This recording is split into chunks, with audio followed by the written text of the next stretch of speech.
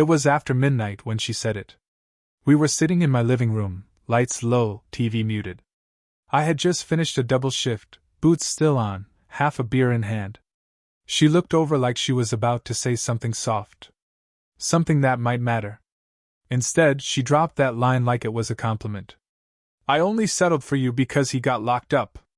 My hand didn't even flinch. I just looked at her. 5 seconds. 10. I let the words echo in the back of my skull before I said anything.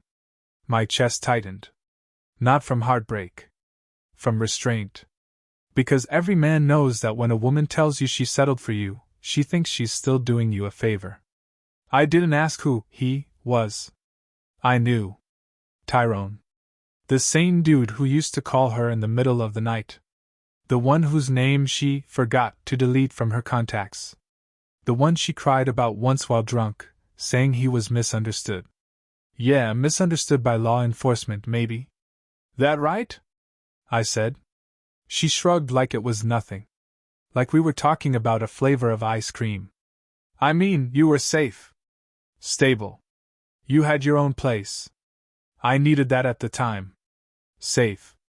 Stable. Like a damn retirement plan. She wasn't even embarrassed. That was the part that hit different. She was dead serious. Like I should thank her for choosing me while her first draft pick was unavailable. Then, maybe 2 minutes later, she hits me with, "Hey, you think you could help with my car note this month?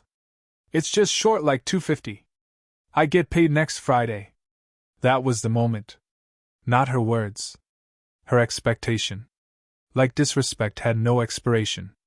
Like she could drop that nuclear sentence, and I'd still play the role. I didn't raise my voice. Didn't insult her. Didn't storm out. "Nah," I said. "That's not gonna happen." She tilted her head like I was suddenly speaking a foreign language. "Seriously? I always helped you. When? When you needed rides? When I cooked?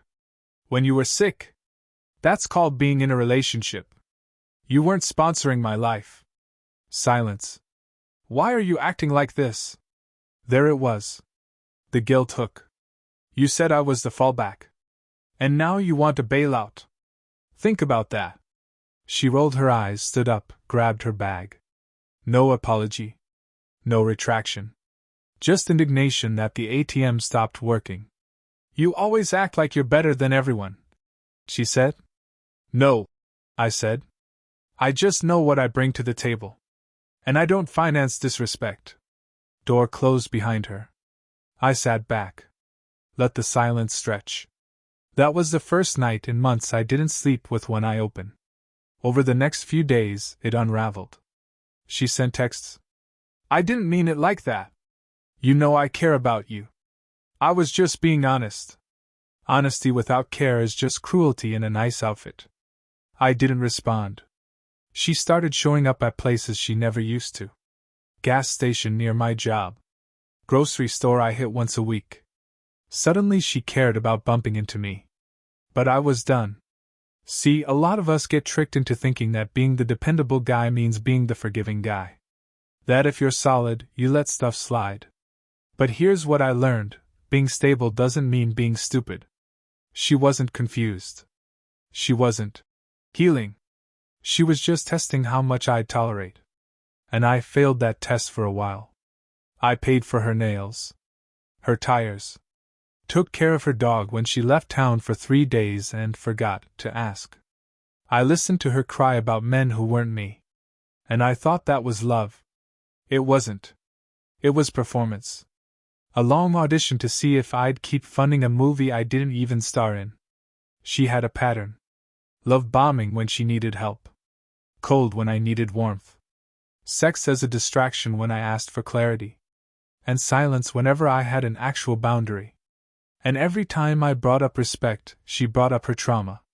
Like pain was a hall pass for bad behavior. That doesn't fly anymore. Since then, I locked up my accounts. Changed some passwords. Told the people close to me what went down. Not to smear her, just to cut off her reruns. No more side door access. She hit up one of my boys. Asked him if I was seeing someone new. He told her.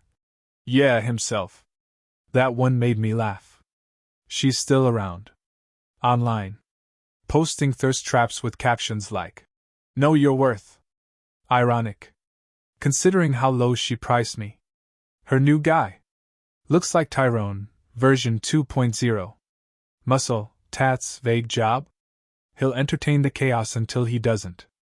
Then she'll circle back to some other safe guy. And repeat. But not here. Not anymore. Because now I know, my value isn't in what I provide. It's in what I protect. And I protect my peace like it's the last real thing I own. No car note. No second chance. No seat at my table. Just silence. And I sleep damn well in it. Peace didn't come with fireworks. It came with empty afternoons, clean countertops, and nothing left unread in my messages. It came when the doorbell didn't ring and I didn't feel tense about who might be behind it. No surprises. No last-minute chaos wrapped in lip gloss and entitlement. I had to relearn silence. And once I got the hang of it, I realized how loud the drama used to be. She tried to come back, of course. They always do when the resources run out. A month later, she texted me a selfie of her with that dumb pouting face, like we were still playing some inside joke game. Caption read, "Miss your hugs?" I stared at it for a full minute. Not because it stirred anything. Just to make sure I was seeing what I was seeing. That's when it hit me, she thought it had been a pause. Not an ending. I didn't reply. 2 days after that, she sent a voice note. I didn't listen. Deleted it. That was growth. 6 months earlier, I would have played it on repeat, trying to find some hidden meaning. Some clue that maybe she changed. But that's the oldest trick in the book. They don't change. They just cycle. I ran into her little cousin a week later. Worked at the vape shop down the road. Said she moved back in with her mom. Car got repossessed. She was borrowing rides from people, asking for money through Cash App, calling it mutual aid. I didn't laugh. I didn't gloat. I just nodded and kept it pushing. Because healing isn't about wishing them pain. It's about being completely unmoved when you hear it. I started journaling. Not in some corny self-help way. Just bullet points. What I did today. What I want next week to look like. It kept me anchored. Kept me out of the past. One of the biggest shifts? I stopped tolerating flakes. From anyone. Friends, dates, coworkers. You cancel on me last minute with a vague excuse, that's a pattern. 2 times and you're gone. Simple. Not petty. Just protective. I got serious about my finances too. Stopped buying stuff for people just because it felt easier than having a conversation. You know how many men confuse gifting with emotional safety? Too many. I was one of them. So I stopped being Santa. And once I stopped spending to feel needed, I started saving to feel secure. One weekend, I bumped into an old buddy I hadn't seen in 2 years. He looked me over and said, "Damn, man. You look lighter." I said, "Drop some weight." He said, "She wasn't that big." We both laughed. There's a moment after you leave chaos when your nervous system catches up. When you realize you don't have to keep checking for signs, reading between lines, or wondering if a normal day is just the eye of a storm. I hadn't realized how much of my life I spent on emotional security duty. Now I had free time. I filled it with things that didn't clap back. Woodwork. Boxing. Early mornings. Simple routines that gave back what I put in. Eventually, someone new came along. We met at the gym. She wasn't flashy. No filters. No big game. Just steady. Asked questions. Listened. Showed up when she said she would. At first, I kept my distance. Not out of spite. Out of wisdom. I don't rush what matters anymore. I let her earn the parts of me I used to give away too fast. And you know what? She appreciated that. Said it made her feel safe. We took it slow. Real slow. Like, a month before we hung out outside the gym slow. And it felt right. No love bombing. No pressure to be her therapist or her wallet. She brought snacks to our second hangout. Said she remembered I liked peanut butter pretzels. That one detail told me more than 100 Instagram captions ever could. That's when I knew I had recalibrated. I wasn't just avoiding red flags. I was finally seeing green ones. The biggest test came about 4 months later. My ex reached out again. Different number. New name on the account. But the message? Same playbook. She said her mom was sick. That she was trying to get her life together. That she had been reading books about healing and thought of me. I paused. Not because I was tempted, but because I needed to sit with how easy it would be to go back to something familiar when life gets complicated. Then I remembered the car note. The begging. The manipulation. The way she treated truth like a weapon and loyalty like a leash. I blocked the number. And then I sat down and planned my next trip. Because moving forward isn't just cutting people off. It's walking towards something that honors you. And I'm done with one-sided stories. Done being the safety net. Done being the man she settles for when the thrill runs dry. My peace is permanent. Let the chaos miss me. 3 months into the new relationship, I found myself doing something I hadn't done in years, relaxing without suspicion. Not waiting for the other shoe to drop. Not listening for tone changes. Just being present. That was new. And a little strange. Like sleeping in a house you built yourself after years of living in rentals that never felt like home. Her name was Kayla. Not perfect. But consistent. She didn't overpromise. Didn't fish for compliments or pretend to need saving. She brought her own damn jumper cables. First time I saw that in her trunk, I laughed out loud. She asked why.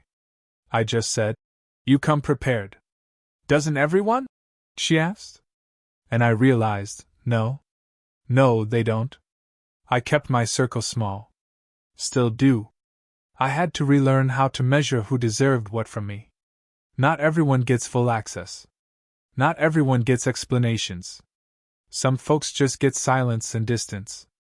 I talked to my brother one night. Told him about all of it. He nodded, said, "Man, you finally learned the difference between a partner and a project." That one hit deep. Because so many of us get taught that being a good man means fixing broken women. That patience will earn you love.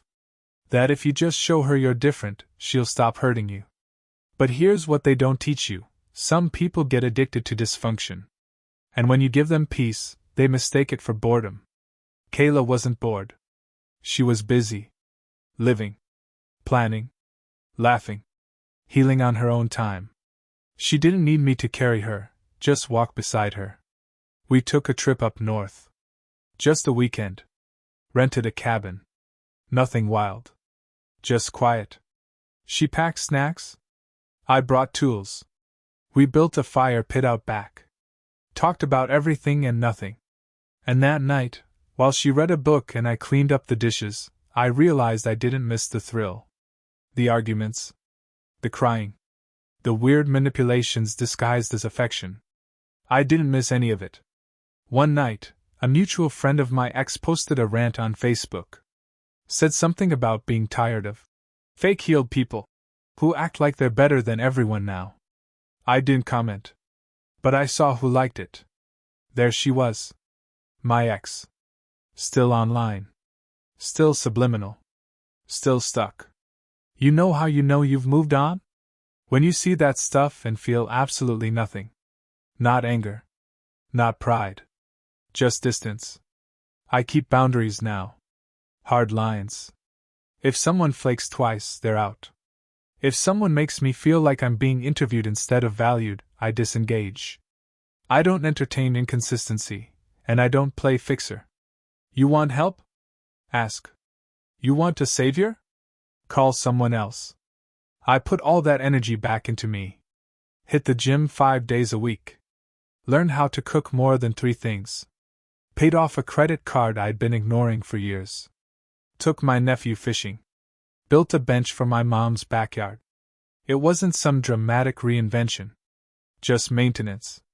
Finally tending to the things I let go of when I was too busy being someone's plan B. Kayla asked me once, "What made you finally walk away for good?" I said, "When staying started to feel like I was betraying myself." Because that's the truth. Love without respect is a slow betrayal. Not loud. Not obvious. Just a drip. Day by day. And before you know it, you're a stranger in your own life. Not anymore. Now I know what I want. Asterisk reciprocity, not rescue missions. Asterisk conversations, not manipulation games. Asterisk accountability, not excuses dressed up as trauma. Asterisk someone who values presence over drama. I get that now. And more importantly, I protect it. Because peace isn't something you find. It's something you guard. And I guard mine like it's sacred. Next time someone tells me they settled for me, or needs just a little help with their car note, I won't even blink. I'll smile, step back, and let the chaos circle someone else. I've done my time. I'm done with lessons. Now, I live like I earned it. Because I did.